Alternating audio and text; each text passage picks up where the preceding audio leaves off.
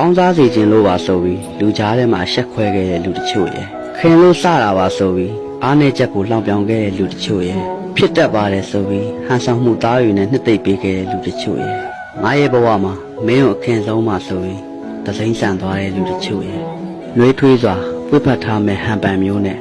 ရင်ဝါကိုရရက်ဆက်ဆက်စောင့်ကန်သွားတဲ့လူတချို့ရဲ့မင်းအတွက်ငါအမြဲတမ်းရှိတယ်ဆိုပြီးနောက်ကျောဓာတ်နဲ့အချိန်မောင်းများစွာထိုးသွားခဲ့တဲ့လူတချို့ရဲ့ငါလဲနေချိန်မှာဆွဲထုမလို့လို့နဲ့စောင့်တွန်းခဲ့တဲ့လူတချို့ရဲ့မျောလင့်ချက်တွေအများကြီးပေးပြီးအိမ်မက်တွေကိုရိုက်ချိုးပစ်ခဲ့တဲ့လူတချို့ရဲ့ဘဝမှာအဲ့လိုလူတွေနဲ့တွေ့ပြီးနောက်ပိုင်း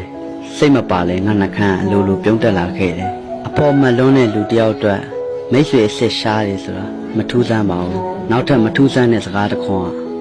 ကျွန်တော်အပေါ်ရန်တွေကိုရမ်းမုန်းတယ်